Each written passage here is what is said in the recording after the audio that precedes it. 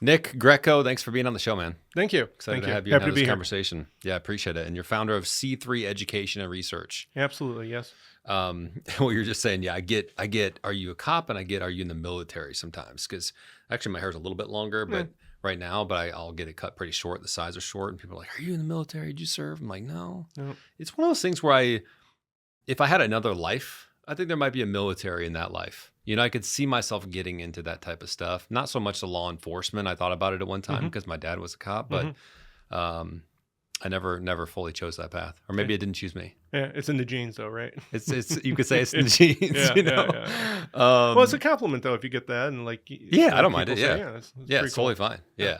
So can you describe what you do in a sentence or two, just for the audience? I want to kind of set the bar here, and then we'll get into this conversation. So C3 Education and Research is a training and education company. We do consultation and training with first responders, mainly a lot of law enforcement between crisis intervention, team training, and officer wellness, as well as suicide prevention.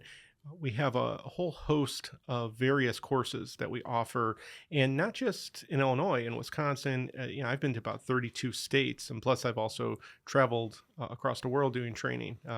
We can talk about where I was at last May a little later. But, okay. Yes, I'll write that down to talk about. Yeah. So what we offer are not off-the-shelf trainings like typically most people do. We have things that are custom made, and that's what separates us out. And that's why we have long-term relationships with a lot of agencies we work with, because they know that if their needs change, so will our training to fit their needs. So, we don't work for anyone; we work with them, and that's really defines us, is working with the agency. I like that. And call them a client. Yes, their agency. There are, our relationships are very much bound very tightly with these individuals because of the work they do. We recognize that, and we want to help them be the best agency they can. I'm excited. There's a lot I want to talk about here. Sure. And it's my job to make sure that this conversation is also valuable for founders and leaders out there that maybe aren't directly in your industry, but I think there's just a lot of crossover. When you talk about how to deal with stress, crisis prevention, there's some leadership in here. There's some burnout talks in here. There's just your journey as a founder. So I think as we have this conversation, I also want to be aware of the audience and try to find some crossover opportunities there. Especially when you start, because I've been in the field for a long time in the mental health field. What I did in 2014 was create C3 Education Research because the need was there. And I've always been of the mindset that, if I say I can do it better, I'm going to. And I've seen things out there and I'm like, well, I could do this better. I can make a difference. And that's what I try to do. And I would say of all the experiences I've had in my career, being a trainer, being a consultant, it has been the most rewarding. And sure, having your own business, being your own boss, it's very rewarding. However, 2 a.m. versus 2 p.m., there's no difference. Yeah. When you own your own company. True. There are pitfalls when you start up for the first couple of years. There's a lot of people that start coming to you and like, hey, can I pick your brain? Yeah. Well, pick your brain only goes so far, because before you know it, it's half hour here, hour there, and there's nothing for it. Yes. So you got to be very careful. That's a big pitfall. You got to make some money. Well, especially with a lot of the young entrepreneurs out there, just be careful how much you give away. Curbside consult, those kind of things. All right, I get it, but here's 5 minutes or something. Call the office. Let's schedule something. Yeah. You have to set a limit. Otherwise, you can get pretty much taken. Yes. Yeah. And I think in the beginning, you're kind of trying to find customers, and you maybe have a lot more time on your hands because you don't have as many customers. So I know for me in the beginning, I was just fielding a lot of calls. And then as I became more mature as an entrepreneur and I started winning more customers and having more service obligations, I said, I got to make sure every second counts as an entrepreneur and be really strict with how I position my calendar and who I talk to. And you got to say no or just ignore certain messages at times to protect your time. Mm-hmm. Well, and also, if you're available within 5-10 minutes, it makes it look like you're desperate too. Totally. So there's nothing wrong with getting back to somebody in 24, 48 hours. But when you do it in like a half hour, it's like, well, okay, you're kind of sending a message that, hey, I'm really hungry. But there's a point to be hungry, but there's also a point to, hey, I have something of value here. You have to value that as well. Yes. And just kind of set that limit. Totally. the state of, we were talking a little bit about this off air, but the state of law enforcement right now, I feel like it's really changed. My dad, when he got into it, which I think was the probably early 90s or late 80s, early 90s, I mean, it was like a really great career. Not that it's not today, but it was looked at it like, wow, you're a police officer. It was like people look up to you. They aspired to be like you. And then I think around maybe 2020, things started shifting and defund the police. And, there's a lot of kind of negative connotation that comes with it now, unfortunately. When we look, let me throw some numbers at you. How many officer-involved shootings, we call them OIS, how many officer-involved shootings are there where an officer kills a civilian a year? About 1,000 to 1,100 total, whole United States. Mm-hmm. Homicide rate. Now that's including if they deserved it, if they pulled a Well, gun no. on them, or no. Okay, no, let's not say deserved. We want to preserve the sanctity of life. No one ever deserves to die. Okay. What if they pull out a gun though and they're getting ready to shoot innocent people? I think they deserve to be taken out, right? When we look at police officers, the policing profession is a noble profession. No one goes into this profession as a police officer looking to harm a civilian. Right. That's definitely the last thing they want to do. Sure. And, when we look back at just various ways of, when your dad was a cop, or even in 30 years ago, mm-hmm. the idea here is no one wants to take somebody's life. For sure. If an officer has to take somebody's life, it's because there were no other options left. Right. And that's when, now, if an officer kills someone and it wasn't justified, that's for the courts to decide if there was something that, was there another option? A lot of times these officers are making millisecond decisions. It's tough. If you put, that's why I challenge all politicians or any of the press or anybody, go on something like a Milo range, go on a simulator and see the shoot, no shoot. Yeah. If you've ever done those, I've done those, you have milliseconds to make that decision. And a lot of people aren't prepared to do that. And officers are making those decisions every day. Yeah. Going back to my original thought here, you have about 1,000 to 1,100 officer-involved shootings where an officer, for whatever reason, there's a suicide by cop. The person, puts a gun up, refuses to take the gun down. Okay, so that's all circumstances. All circumstances. Yeah, got it. Anything where an officer had, because an officer's life was threatened, they had to use lethal force. Yeah. There's about 20,000, 22,000 homicides, depend on where you look. Homicides means civilians killing civilians. Mm-hmm. Okay, that's across the country. A year? 20-something thousand. 20,000, 22,000. Depend on what politician wants to, inflate the balloon. Right. When you look at that, 1,000 officer-involved shootings, that's just 18,000 police agencies in this country. 1,000 officer-involved shootings. Over 20,000 homicides, civilians killing civilians. Do you know how many malpractice lawsuits and malpractice cases there are in this country a year? In general, just with anything? Any medical malpractice. Oh, there's, man, a lot. 250,000 to 400,000 a year. Yeah. 250,000. Jeez.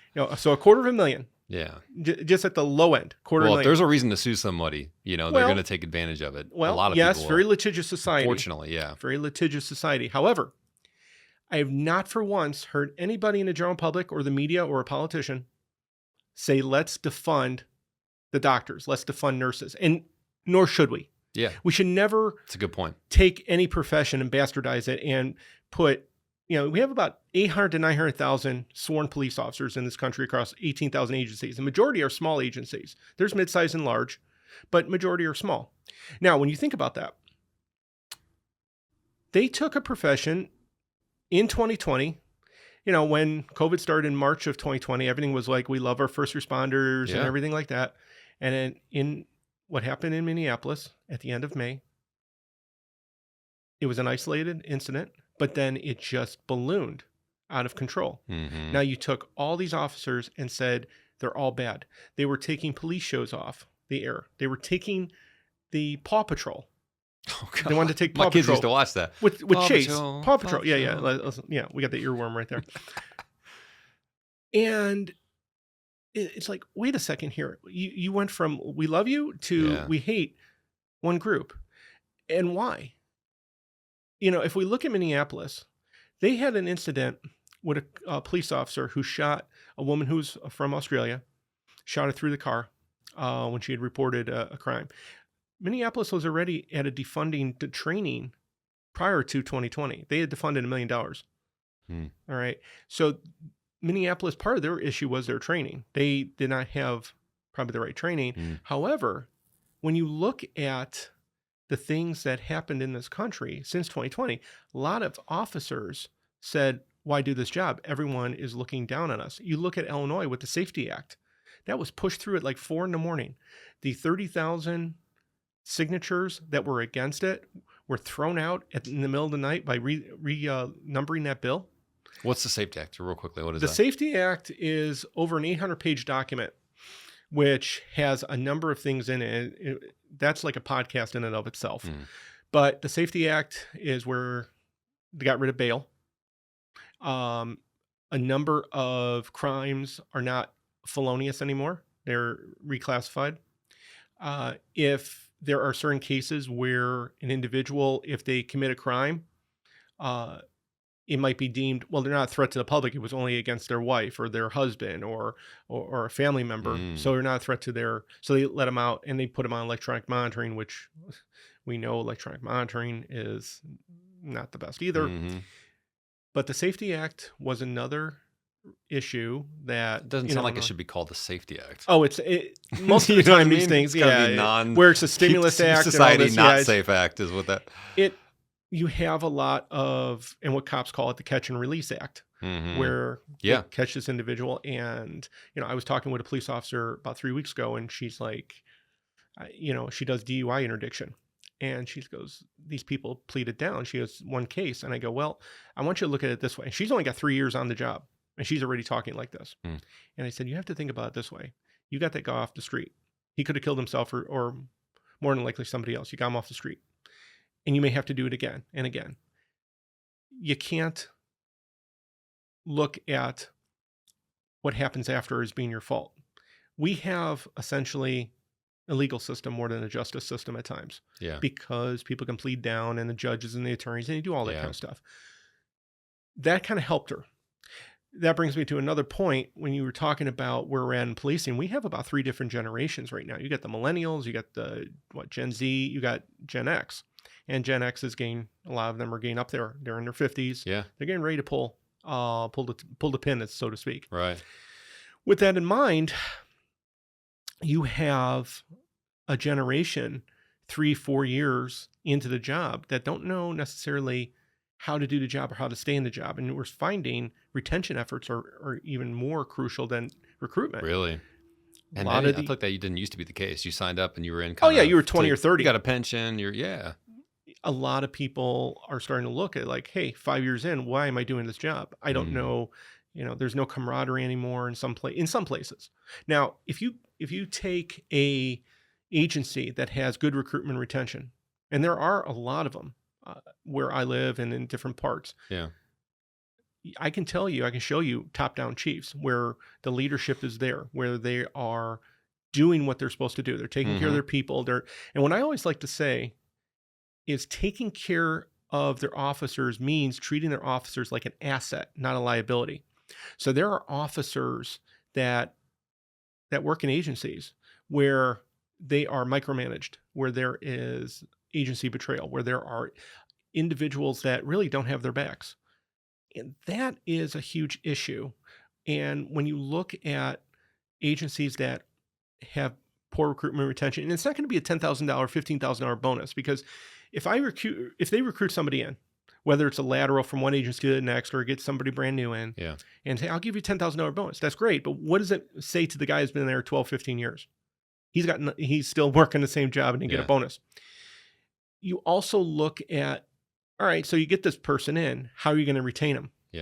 And that, recruitment's part of the battle, not half the battle, part of the battle, retaining them, because you don't want to lose somebody that you have to at least get a year or 2 out of for some return on investment. You spend all that time training them and getting it's expensive. It's expensive. And when you are not building and you are not growing your people, they're going to leave for other places.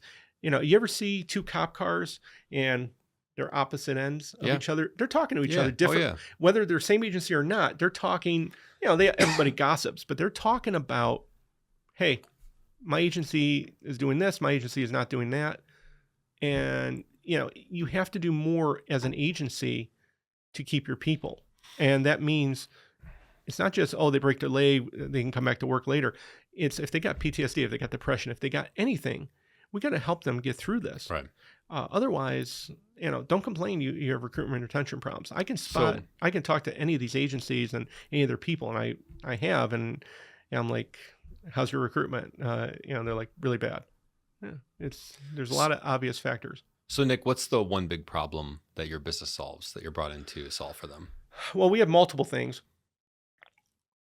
So recruitment and retention is one thing. We talk about various ways to increase recruitment and retention, but one of the bigger things right now is working with individuals with mental health issues. So crisis intervention, team training. So I work as an instructor down in Illinois with the Chicago Police Department as an instructor with CIT with a couple of their courses. And I also work within the state of Illinois at different agencies and do a course.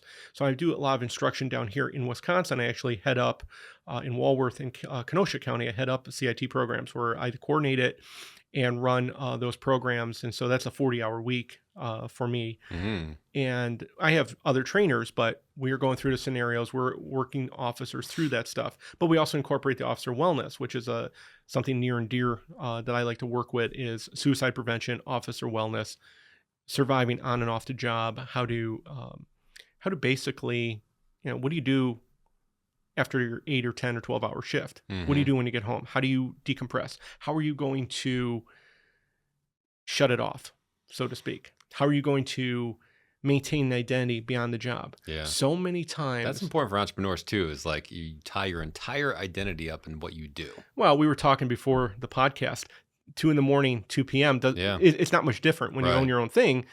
It's like, my office, if you have a home office or even a remote one, but if you have a home office, your work never ends. Oh, and there's none on TV. You know what? I'm going to go do a few emails. Yeah. And it just happens like that. But before you know it, you're putting in a 16, 18-hour day. And there's nothing wrong with that. But before you know it, then who are you then? When are you shutting it off? And we see a lot of officers with that 24/7 mindset that even on their off day, they're just sleeping and they're getting prepped for work again. And they're never out of that mindset. So they're never truly relaxed. So you think about somebody in the military, they have furloughs, they have time that they get R&R. Yeah. Oftentimes these guys go call to call and don't have any type of respite. Yeah. They don't even take 5 minutes for themselves. So we do teach things about slower breathing, imagery, relaxation exercises, things to focus them in. Mm-hmm. Even adult coloring, for gosh sakes. Really? Yeah, adult coloring. They color little things, and it really works. Yeah, there's some funny things that you can do that seem funny, but they're very relaxing. I always like to use the term mental sorbet. So a mental sorbet is something that everybody does this. It's something that is mindless. I'm not talking watching TV or listening to music. It is maybe you're sanding some furniture down, or you're just doing a sport, right? Pickleball or something like that, right? Yeah, or just even organizing a junk drawer or something. That's a very Midwestern thing. You're organizing a junk drawer, putting mail away. Man, my junk drawer. Yeah. It could use some organizing. Yeah. But it's those type of mindless things that you're not even thinking about your work. You're just doing, and there's a sense of completion. There's a sense of, oh man, this released some good neurotransmitters in my head, Mm-hmm. But I completed that task. Purging out your closet, whatever little thing that you can do. And this could also be solitaire on your phone or, was a Candy Crush or whatever people play. Yeah. A lot of times when I'm doing stuff like that or laundry, cleaning, whatever it is, making dinner, I got the podcast going or I'm listening to some like educational type thing. But I sometimes wonder, like, maybe I shouldn't do that as much because it's nice to give your brain just like free thought and like mindlessness and not have to have something chirping in your ear all the time. But I'm like, man, I'm doing this one activity that's kind of like it's like prepping for dinner or like cleaning something. I'm like, while I'm doing this, I could be leveling up myself or learning more about how to make better investments or this or that. And so in my mind, I'm like, I'm kind of hitting two birds with one stone. Well, you think you are. Exactly. But I think sometimes it's like, no, you need to give your mind that freedom just to kind of wander for a little bit. Well, the question is, are you allowing yourself in that moment to enjoy the cooking? Exactly. You're not. I'm not. You're going through the motions of cooking. Yeah. You're not enjoying, say you're starting a new meal and it's like you're going back and forth between the recipe and it's like, oh, okay, wait, I'm listening to that podcast. So your attention's not really there. And that kind of goes back to when we talk about officers, when we talk about other first responders, when you're home, are you really home? Yeah. So if you're just there and you're vegging out or you go to your man cave or she shed or whatever, those type of things, are you really truly there? And what we see often. One of the reasons I love doing this, sorry to interrupt, but I like doing this because you're just in the moment. You can't be anywhere else right now. If you're hosting a podcast or a guest on a podcast, you can't be anywhere else. Yeah, you can't be on your phone with this one. You can't be looking at something. Like I got notes and stuff, but I can't be checking my email right now or like thinking about what am I doing tonight with my girl. You can't do it. You got to be ultra present in the moment. And I think we do need more of this. One of the big fallacies is that people think, oh, I can multitask. No, you really can't. No, you can't. Not cognitively, you cannot. No. Physically, you can. You can chew gum and walk. Yeah. But you can't have a conversation here and then also listen to or remember lyrics from a song right now. That's probably unless you have some type of special ability. You're not going through emails and then also on a call paying attention to every word intently. No. You're just not. No, it's near to impossible to do that. And the other thing is when we're doing something like this, we're also talking to each other. We're making eye contact. We are also picking up and listening. Each one of us right now this is something we teach in CIT during active listening and de-escalation, truly listening to the other person. Because how often are we interrupting each other? And to say the next thing, we don't truly focus ourselves. Mm-hmm. And when you truly listen and then you can paraphrase or you can reflect, you can only do that if you let the person finish and you're not looking to formulate your next question. And so that leads to what a lot of people are uncomfortable with is like 5 or 10 seconds of that quiet pause. Yes. And so ultimately what you're trying to do is listen to not formulate the next question, but listen so you can have a conversation that's meaningful. And that's another thing too we talk to cops about is learning to recharge your batteries, having a meaningful conversation every day with somebody. Because there's a lot of stuff that you're just jumping from one thing to another. Mm-hmm. And even when you can't get any exercise, go for a simple walk, even 20 minutes of walking. It's good for the mind, it's good for the body. So lots of studies on that. One of the things too that to think about is when I ask officers, and this is one of my wellness courses, we do a 4 and an 8 hour. One of the first things I'll ask is, who are you? Mm. And it's very telling. Because they'll say, oh, my name is John, and I'm a cop. First words out of their mouth, a name, and then they're a cop. All right, and what else? I'm a husband. I'm a dad of 3 kids. Dad to 3 kids. Blah blah blah blah. And I do that with a few people. Once, I remember there's one guy that stands out because I loved his answer. He goes, and I'm making names up. He goes, yeah, my name's Tom. I've been married for 14 years. I got 2 kids. I do this, and this in my hobbies. Oh yeah, and I'm a cop. Wow. It was more that it wasn't so much an afterthought. It's not like he doesn't want to be a cop, but it's not that the cop identity has taken over his whole life. Right. And it's like, and I'm a cop. And I love that. Because for all the people that are out there who are listening to this, who have loved ones who are first responders and stuff, you are more than just your job. Because ultimately, it's a job. And we spend 2/3 of our life in our jobs, and I get that. But a lot of these guys are going to retire when they're in their 50s. And hopefully they're still married. And hopefully their spouse recognizes who they are when they retire. Because a lot of times when you're 24/7 with these jobs, your husband or wife starts living their life without you because you're not there. Not because of the job entirely, of the job schedule, but because you come home and treat the house like a mistress or a hotel. You go in, you sleep, you shower, you eat, and you go back to work. And lather, rinse, repeat. Hey, Dad, Mom, do you want to go out? No, I'm tired. Do you want to do this? No. Hey, honey, why don't we go out to dinner? No, at that restaurant, I don't know. I think a few of the guys are arrested, so works over there, blah, blah, blah. There's always something. They start living their life around you, without you. Sometimes they wake up and say, hey, why am I married to you anymore? Other times, 20 years, 30 years into the marriage, they retire and it's like, I don't know who this person is sleeping next to me. Yeah. And you see that happen. Depending on where you look with statistics, usually it's about 50% divorce rate, same as the general population. Although in some places, depending, a lot of times it's relative, you could see anywhere between 50 to 70% divorce rate. It depends on the agency and you know what's going on. So there's many jokes around that kind of stuff, but I've been researching some things, and there's a lot of cops that I've talked to. They're on a second marriage. A lot of ones that are on the same first marriage. Is there a secret sauce? Well, one of the big ones is trust and communication.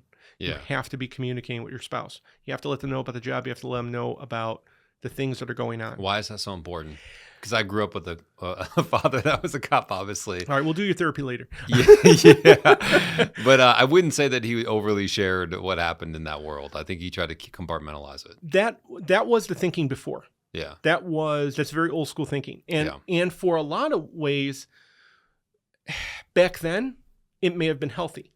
However, there was also choir practice, which was going out and drinking with everybody. And, you know, after shift, you drank and... I don't think he did that. Well, that's good. Yeah.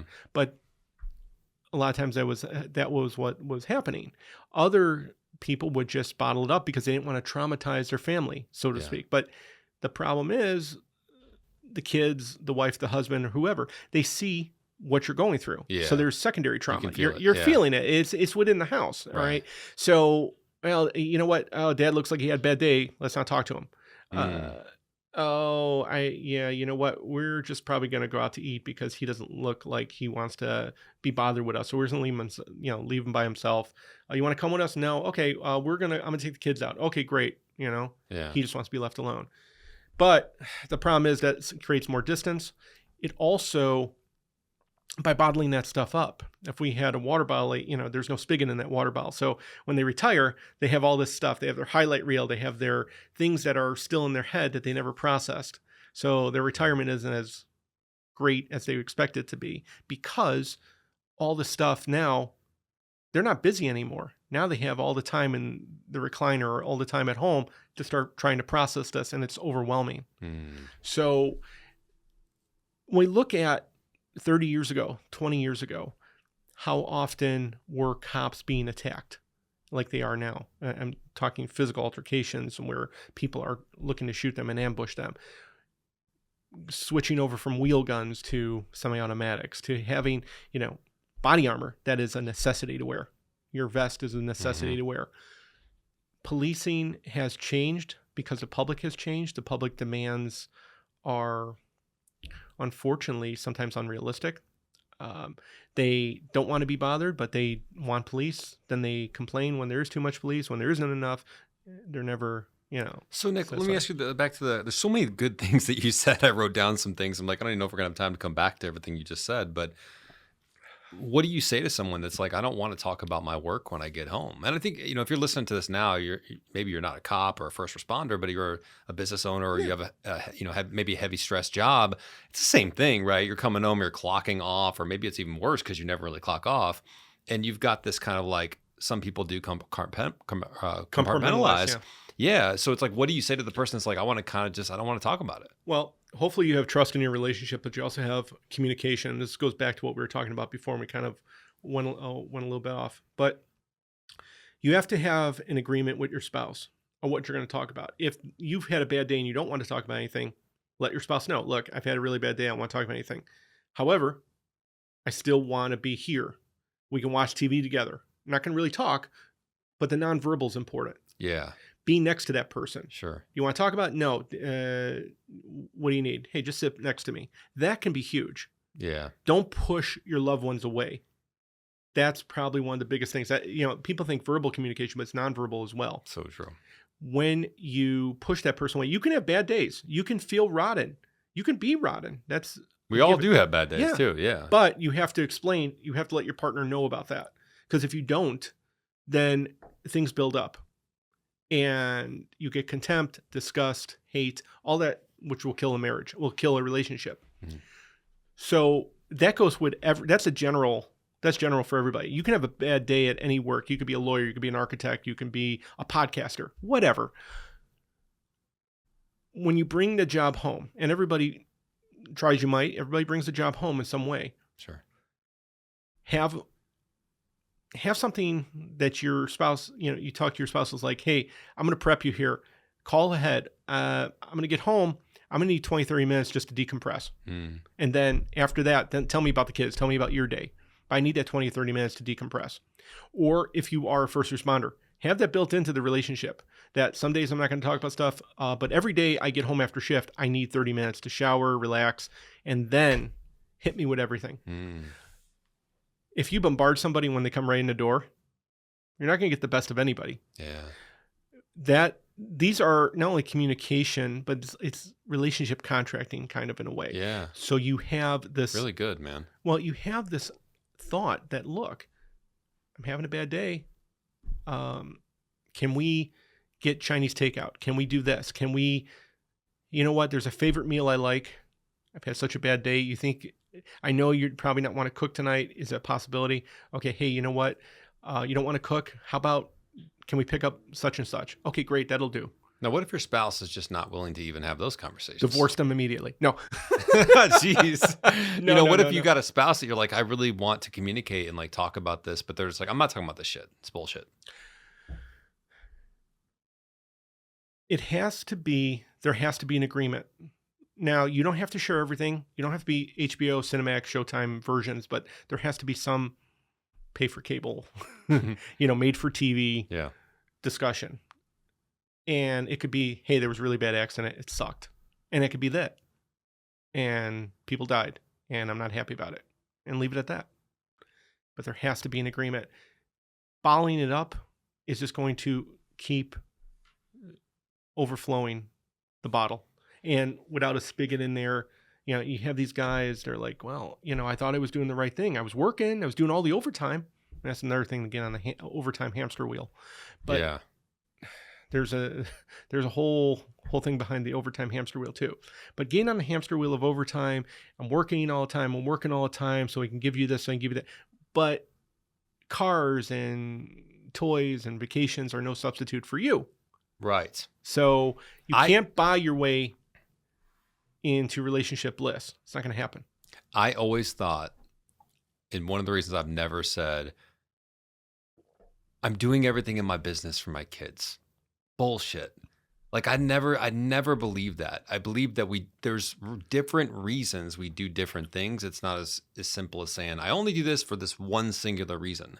But people are like, I work so hard. I'm gone all the time. I do all this overtime so I can provide a good life. And so I can buy crap I don't need. And the reason I say it's bullshit is because, to your point, all your kids or family wants is you. Now, it doesn't mean you sit on your ass all day and you do nothing. You need to work hard. You've got to make sacrifices. You sometimes have to work late, but you got to make sure that you're doing it for the right reasons. And you're not masking what you're doing, because I think a lot of people, they have insecurities. They have a chip on their shoulder. They didn't come from much.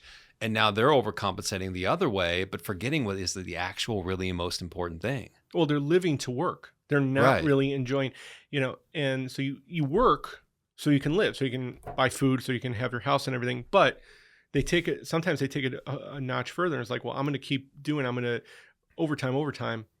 And then they get into this mindset, well, I'm working all this overtime. I deserve this. I deserve that. Whoa, hold on. The more money you're making means you should be saving some of that, not spending more. And, I challenge anybody, go to parking lots, fire department, police, look for the Rams 1500, the F-150s. You see a lot of cars out there that are brand new, and they make good money. They make pretty good money. But the problem is, a lot of these guys, if they lose the overtime, they're in deep financial problems.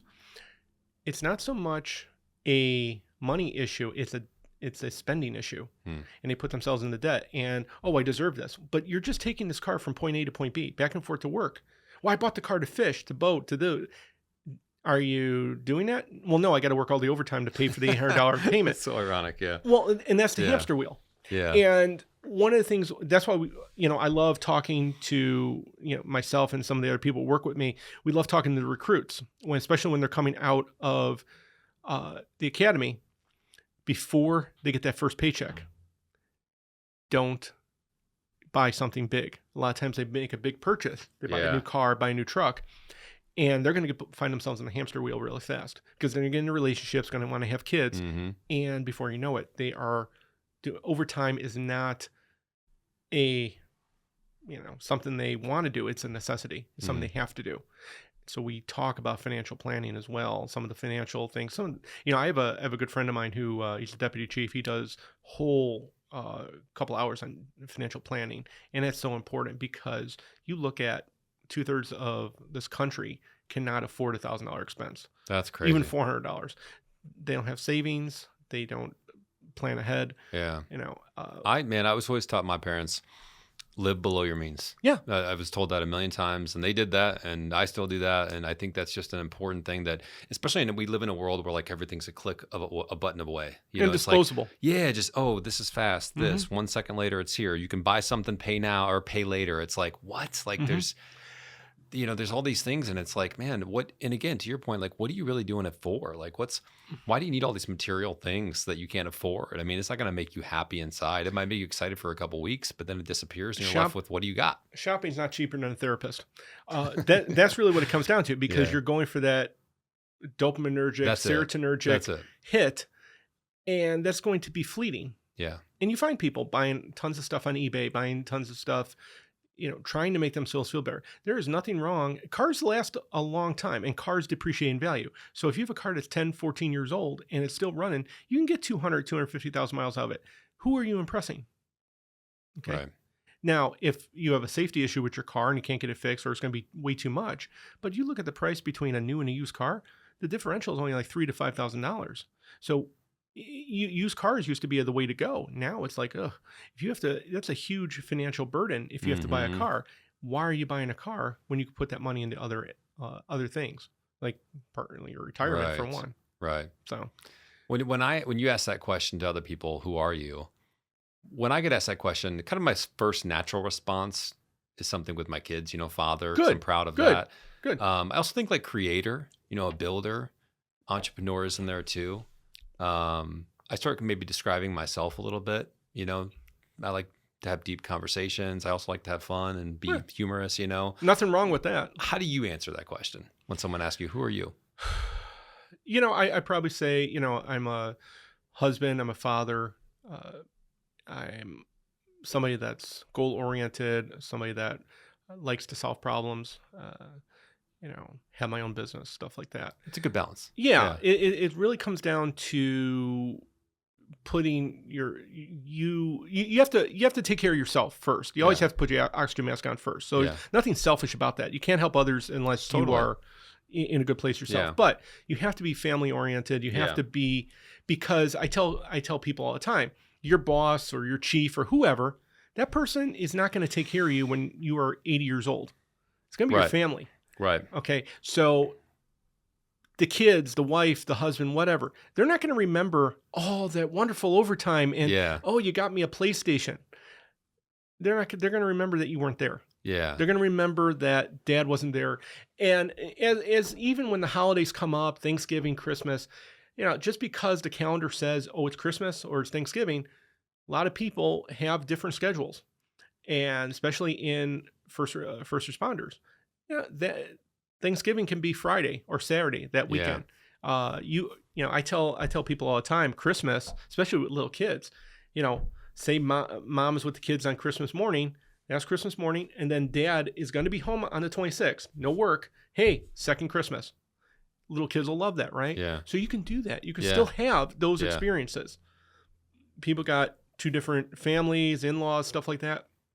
Celebrate, hey, I'm not there that day, but you know what? We're going to do something in between when I'm off. I think that the identity reference too is also similar to me in the motivation reference or inspirational reference, meaning what inspires you to do what you do. And Well, I as think a founder, you need to have an identity. yeah, You need to that's know right. why you're doing this. Yes. And you may have a mission that you're on. There's a greater purpose. There's, hey, I want to fulfill my potential. I feel like I've got something to offer.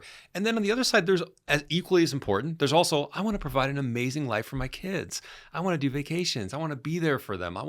It's not just one thing, but it drives me crazy. And people like work all the time. They're gone nonstop. And they're like, I'm doing it for my family. It's like, really? Yeah. Like, I don't know, man. It seems like you got some internal drivers, not the family, because the family just wants you there. Right. And then you look at, there's, your passion drives your company. Your passion drives what you do. If you lose your passion, what do you have? Yeah. If you do this just for money, any career, anything, the money will not be enough. It's the same thing if we talk about relationships. Or you may just not even make it, because money drivers, to me, like that's a No. weak driver. I mean, I've watched people that started something because they loved it, they fell in love, it solved a real problem that they had or they were interested in. And then I've watched people that started businesses and it's like, why? It's almost sad to hear, but you're like, why'd you get into the business? And like, I heard you can make some money in it.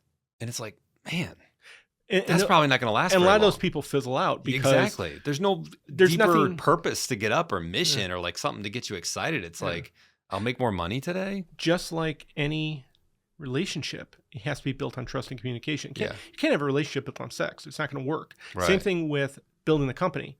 You have to have a passion. You have to have a reason for it. On something that is building, you build it on money. And how are you going to get through?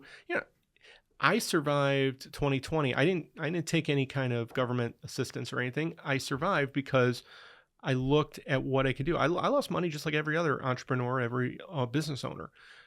But what I did was weather that and pivot, not to take a Friends thing, pivot. But that's a good episode, yeah. Just moving the couch. All right, moving the couch, pivot. But if you know Friends, that'll be a good reference for some you. people, if you don't, you'll be like, I don't know what they're talking about. Look it up on Google. Yeah. But any case, the pivot was, the in-person training had to slow down for about a year. Wow. What can we do on Zoom? And that's what we did. We did a lot more Zoom trainings. We did more articles, more things to say, hey, we're out there. It was also a time to do some cleanup and some revamping and some new branding and stuff like that. That was setting the pace for where we're at now. Was that your toughest year yet? Yeah. Well, from a financial point, yes. When you start, the first couple of years from 2014 to 2016 were difficult. Until you get yourself established, those are like, oh man, did I do the right thing? And that's where the passion comes in at, because this is where, the first 5 years, even the first couple of years, you'd be like, oh man, I got to go find a job, or you can hold on to it and keep fighting and keep thinking about, all right, how can I reinvent this? How can I keep my finger on the pulse? Yes. 2016, things started turning around. 2020 hits, and it's like, oh my God, thousands upon thousands. It was just like one after year domino effect. Damn. Everything set that year, gone.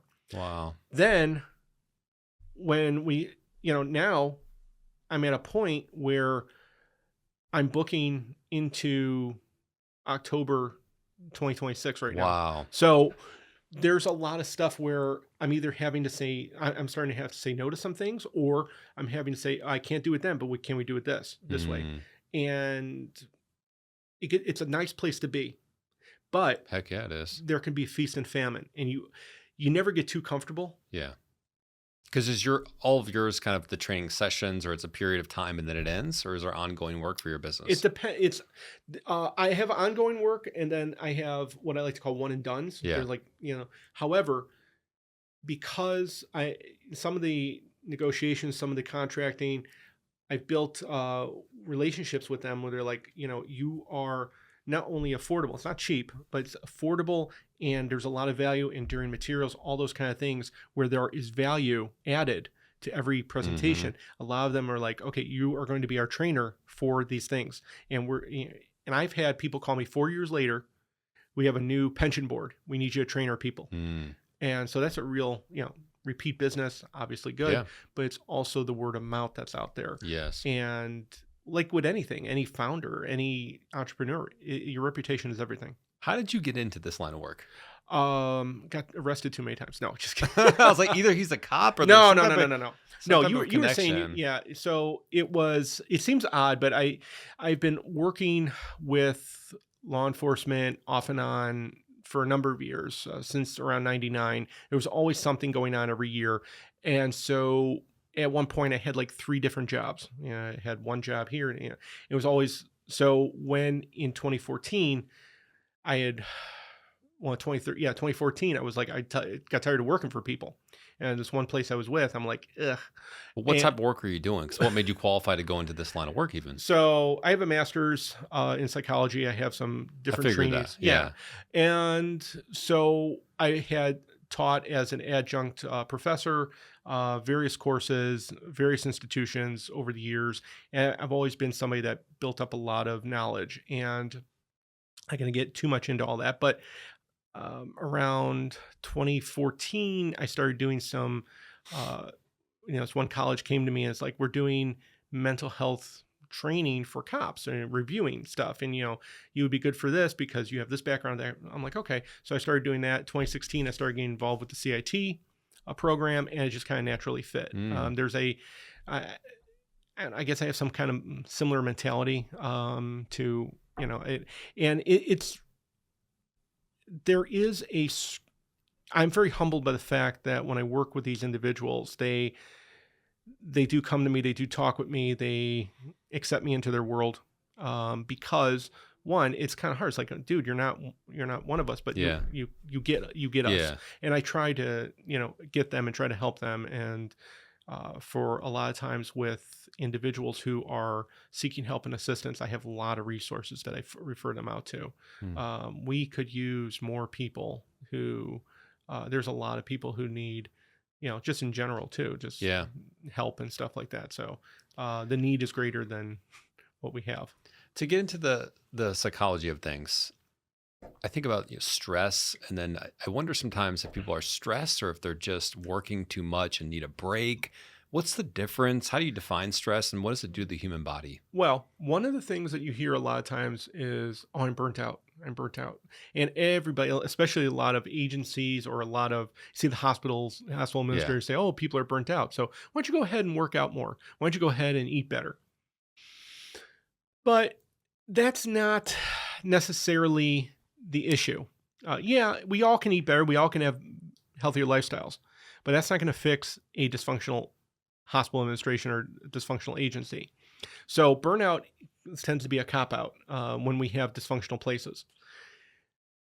If we look at stress can be fleeting, but when stress, you take it home every day where it's just this constant bombardment where you cannot relax.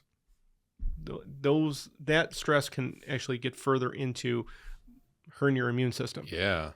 You see people who are getting sick all the time, who have nausea or they have stomach upset, GI issues, grinding their teeth. I have a few dentist friends who they have a whole list of people that they have from different professions that grind their teeth, and they have to have bite guards, headaches, thirst, twitching, lack of sleep, getting less than 6 hours of sleep at night, all those type of things. And one of the biggest litmus test I ask people is, do you have do you need a vacation? And they tell me, yeah. And then I say, how many of you have a vacation plan? You see a bunch of their hands go down. That is a big indicator. If you need a vacation, you have nothing planned. Right.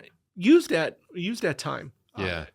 So often in this country, we don't use our vacation time. So often we leave time on the books. Yeah. And we don't get it back. Why? Why are we just dropping all that vacation time when we need it?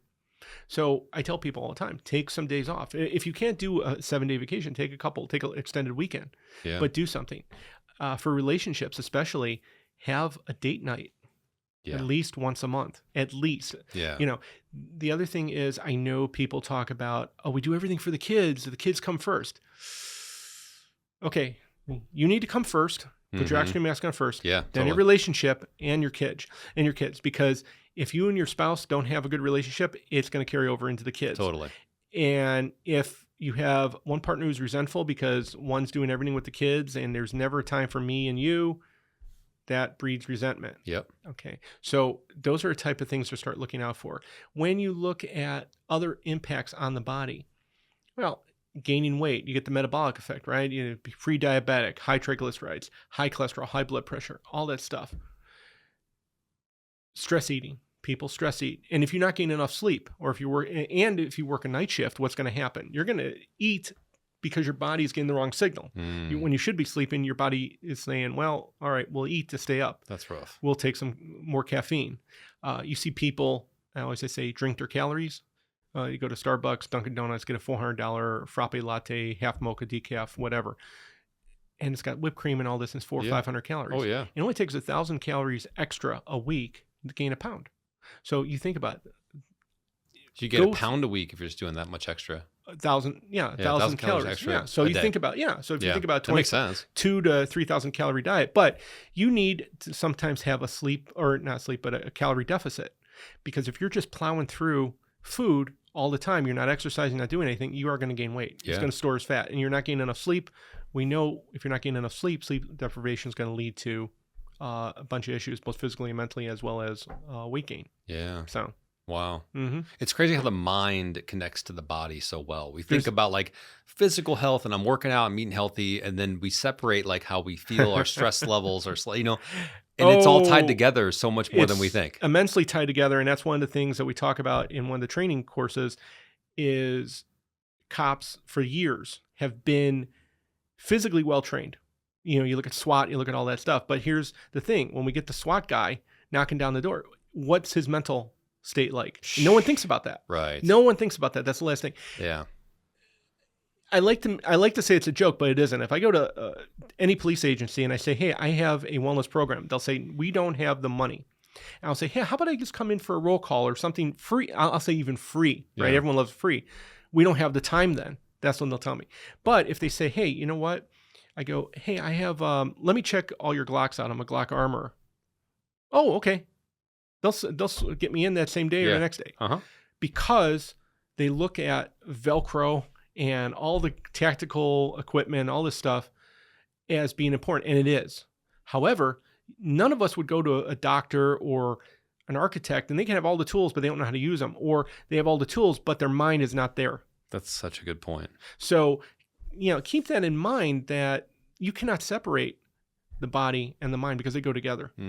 So what's your advice for people that are dealing with somebody that is maybe their spouse, or they know somebody that's a heavy, just working all the time, then they kind of shut down on you? If you're dealing with somebody that does kind of shut down on you and you're having trouble kind of breaking through to have those good conversations about communication and boundaries, well, how do you approach that person? Kind of, it's a tough one. That's a tough situation. I would look at that as doing it very slowly, being there for that person. Sometimes they don't want to talk. Sometimes they don't want to open up, but just know that, reassure them that, hey, I know you don't want to talk about this stuff, but how about we watch some TV together? How about we do this together? How about, we have a cup of coffee together, or just do things slowly with them and see if they will eventually open up, but don't let them shut down where they're suffering in silence. For too often, we have people suffering in silence. We have nearly 50,000 suicides every year across this country. Geez, that's a lot. Higher than murder, higher than homicide rate. What, 20, 21,000? Yeah. Think about, and you have about 39,000 males, about 10,000 females. Our older population, 12% of the population, 18% of suicides. Males make up 50%. Why do you think it's so high with males? I'll get to that. Okay. Males, 50% of the population, 80% of suicide. It's high with males oftentimes because of pull yourself up by your bootstraps, be a man, all this kind of stigmatizing language that harms individuals. The APA, American Psychological Association, had a great program years ago, and they did it for a few years. It was called Real Men, Real Depression. And that was important, because oftentimes men don't want to admit they're depressed because it's not macho. It's not a manly thing to do. But we need to have those conversations. Men will oftentimes self-medicate, and alcohol is one of the big ones. Mm. They'll drink. That's not going to help. Alcohol is actually a depressant. It makes things worse, and it's not going to give you good sleep anyway. Right. When we look at depression, we're looking at men who are suffering in silence. They don't think they can open up to anybody. They don't think anybody will understand them. So I teach a course as an instructor called Question, Persuade, Refer, and we talk about these type of things, about getting people to open up and how to ask the right questions. And so you ask them right off the bat, like, hey, I'm going to be here for you. I'm going to talk with you. The idea that, oh my gosh, if I asked them about suicide, if I asked them to think about dying, they're going to do it. If you're thinking about going to lunch right now and I ask you, and I say, hey, do you ever have any thoughts, Alex, about killing yourself? And you're like, you know what? I was going to go to lunch, but you know what? It sounds like a great idea. No, It doesn't happen like that. Right. What happens is I'm putting a hand out on your shoulder in a way. And I'm saying, look, Alex, I can see you're going through something.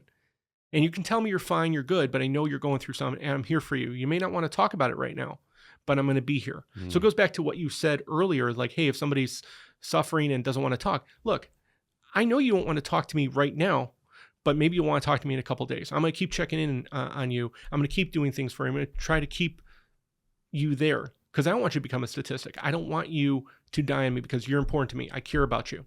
And notice the I statements. I care, not this we. Who's we? I care about you, man, because I enjoy your podcast. I don't want anything to happen to you. Yeah. And then I look for a hook and I say, look, you got kids, man.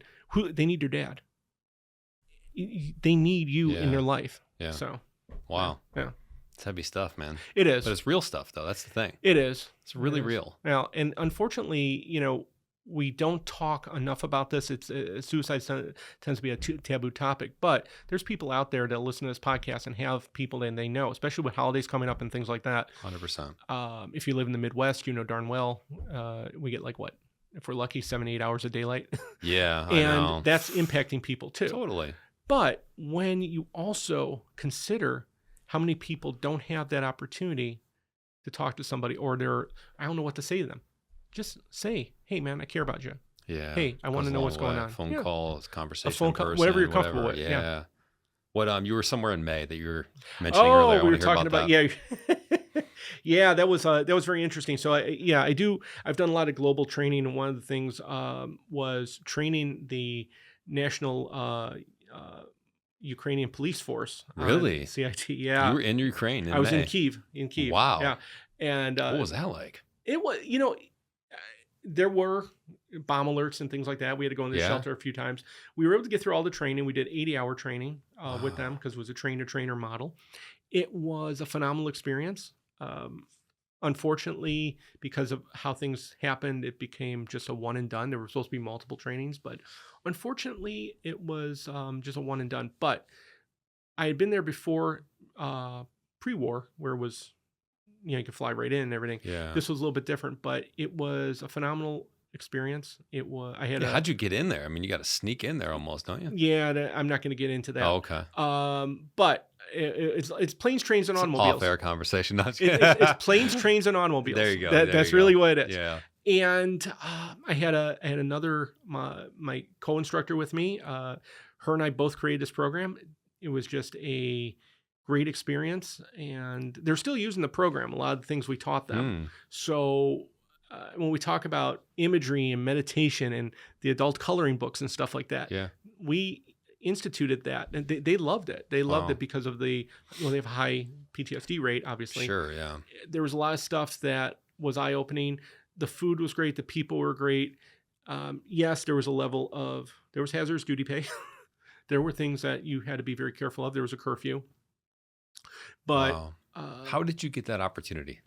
Friends. Really? Yeah. It's there are a number of people, number of contacts. I had one individual who I've known for many years, and he was working out there, and he put myself and my co-trainer together.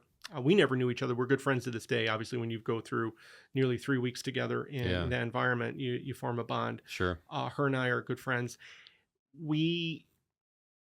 It was something he was trying to put together for a couple of years, and it finally came to fruition. And it was pretty Man. cool. It was pretty cool. I imagine your wife and kids were like, "You're going where?"